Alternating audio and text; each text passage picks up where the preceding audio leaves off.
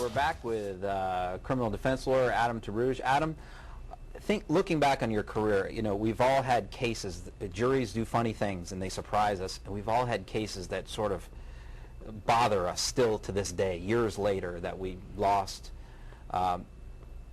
If you could single out one case in your career that you think of that still bothers you to this day, what would it be? Around 3 years ago, I defended a young man named Joseph Ziegler, 18 years old, charged with first-degree murder in connection with the death of a 2-year-old girl.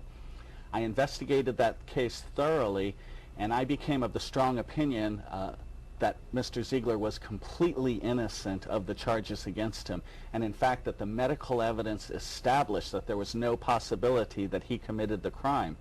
I was unable to get the state attorney to see things my way. We went to trial. We had about a 10-day long trial. The jury was out 3 days. They found him guilty. He is now serving life in prison without possibility of parole. I then got one of the finest law firms in the state of Florida to take on his case pro bono. They argued the appeal, and the appellate court affirmed without a written opinion. Right now, there's nothing that can be done for that young man. You know, people always ask me, how can you defend somebody you know is guilty? And I say, that's easy. It's when you defend somebody that you know is innocent that it really gets to you. Yeah, because when you lose, if you know somebody's guilty, it doesn't bother you maybe as much as that kind of a case. This case certainly weighs upon me every day of my life. I wake up thinking about Joseph Ziegler spending life in prison for a crime I know he didn't commit. And you think about maybe one little thing that you could have done or said that might have made the difference, even though... Absolutely. It was a very complicated medical case, and I just fear that we didn't get the information to the jury in an understandable form. Yeah, that's always a challenge. Turning a little bit to politics, your former boss, Elliot Metcalf, retired.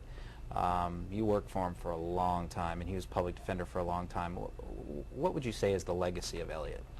You know, Elliot was masterful in the community. You could go anywhere in the 3-county area, and people knew who Elliot Metcalf was. He did all of the things that a good politician needs to do. He went to the lunches, he went to the dinners, he made speeches to the women's club.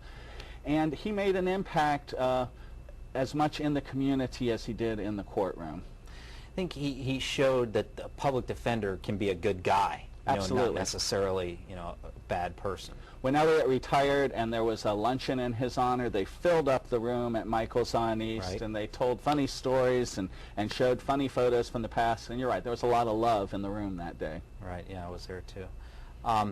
Now, you ran in the public defender election, as did I.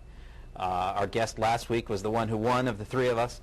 What do you think about the process of electing public defenders? Do you think that that's a good idea, or should they be appointed?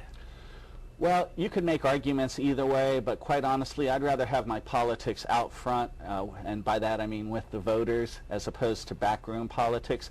For instance, Governor Christ just made a terrible judicial appointment in Seminole County a few weeks ago of somebody who was clearly unqualified. So there's backroom politics or there's electoral politics. I'll take my chances with the voters. And what about in the judicial races? Do you think judicial races should also be elected, nonpartisan races? You know, before Judge Becky Titus won and ran for and won her position, we were bereft of female judges in this circuit. So again, Judge Titus paved the way for Judge Nancy Dunellen and a whole host of other wonderful female Reva judges. Berlin, a whole bunch of them now. Absolutely. Galen, yeah. So you think judges, electing them is not a bad idea? You know, the hybrid system that we have in Florida, where some go through election and then others are chosen through appointment, that seems to work pretty well. Adam, you're involved a lot in DNA, and you're considered one of the most foremost experts when it comes to DNA, if not the most foremost expert in the state of Florida. What are you doing now? What projects are you working on? What I'm doing, Ron, is that attorneys are hiring me to help them with their difficult cases, and I'm trying to concentrate in areas of scientific evidence like DNA and forensic pathology, so I can use my years of experience. And, you know, if you are an attorney that has just taken on a case involving DNA, you can either spend hundreds of hours learning the subject matter, or you can turn to me, and within an hour or two's time, I can tell you what you're working with. What do you think about some of the laws that are out there on DNA, and as far as exhausting your appellate rights and trying to use DNA to prove your innocence? Would you like to see some reform in that area? I think that we have taken great steps here in the state of Florida, but we haven't solved all of the problems. One thing we need is we need independent crime labs, and by that I mean ones that are not under the control of law enforcement, that could be used by defendants as well. I think that would increase our confidence levels because there have been some problems at both the FBI lab and at the FDLE labs. One last question, Adam, before we go to our Weasel of the Week. What do you think about involuntary appointment of attorneys? That's been a little controversial lately, where attorneys have been forced to do certain complex criminal cases against their will. Do you have an opinion about that? Well, I'd love to be able to force a plumber to come to my house and fix my leaky sink that I have right now. I'm not sure why attorneys are singled out as somebody who's being forced to do that kind of work. You know, quite honestly, right now I'm doing 50% pro bono work, 50% paid work. I would object to being involuntarily appointed. Okay. By pro bono, you mean free? Exactly. Okay. Adam, thanks for coming on the show. We appreciate it. My pleasure. It's time for our Weasel of the Week. Pop goes the one, and then the weasel. I see that. Our Weasel of the Week is former Speaker of the Florida House, Ray Sansom.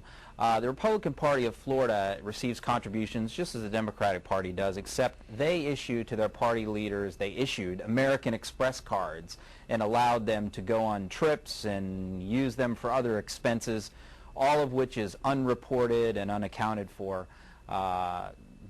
It's not taxpayer money, it's donor money. The problem is that these cards were quite obviously abused. They clearly were abused by Sansom, which was made public in his court case. Now, a lot of the donors have asked for Republican Party of Florida Chairman Jim Greer to disclose where he and other party officials, how they use their cards, what they spent money on, and he has refused to do that. He cannot be compelled by law, but he should. Jim Greer needs to disclose the records and give a full accounting of where this money has been spent over the last couple of years, because clearly there have been some shenanigans with it. That's all for this episode of Clout 941. We will see you next week.